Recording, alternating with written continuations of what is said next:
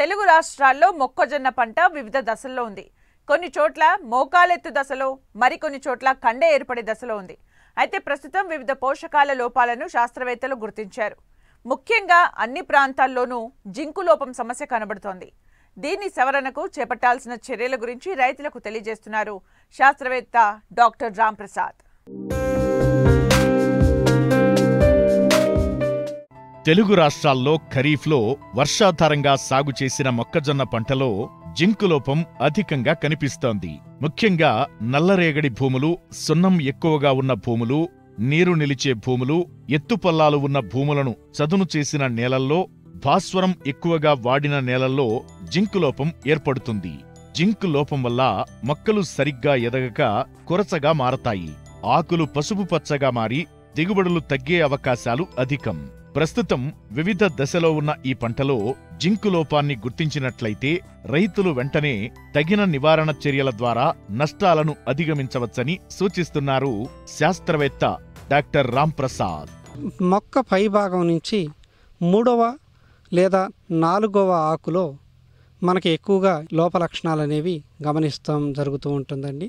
ఈనెల మధ్య భాగం, మొక్క యొక్క ఈనెల మధ్య భాగం పసుపు రంగుకు మారటం, ఈనెలు పచ్చగానే ఉండటం, మరియు ఆకు యొక్క మొదటి భాగంలో ఎక్కువగా ఈనెల మధ్య భాగం అనేది పసుపు రంగుకు మారటం, మరియు ఆకులు చివర్లు కనుక మనం చూసినట్టయితే పచ్చగానే ఉండటం అనేది మనం తొలుత ఈ లోపాన్ని గమనించవచ్చండి.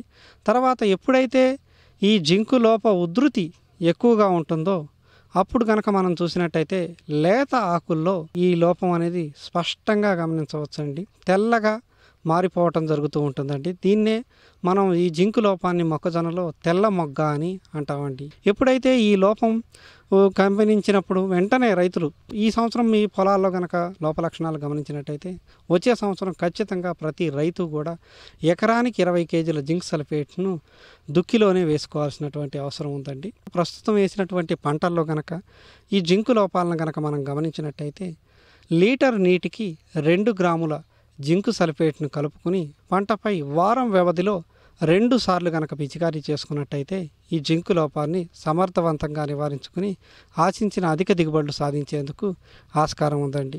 అదేవిధంగా రైతులు ఎప్పుడూ కూడా భాస్వరపు ఎరువులను దుక్కిలోనే వేసుకోవాల్సినటువంటి అవసరం ఉందండి.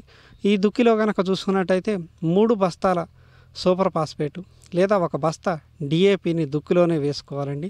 దీనిపై రైతులు తగిన శ్రద్ధ చూపి తగిన నివారణ చర్యలు, సవరణ చర్యలు కనుక చేపట్టినట్టయితే ఆశించిన అధిక దిగుబడులు సాధించేందుకు ఆస్కారం ఉందండి. మిగతా పంటలతో పోలిస్తే మొక్కజొన్నకు అధిక మొత్తంలో ఎరువులు అవసరం. ముఖ్యంగా భూమి నుండి ఎక్కువ పోషకాలను తీసుకుంటుంది.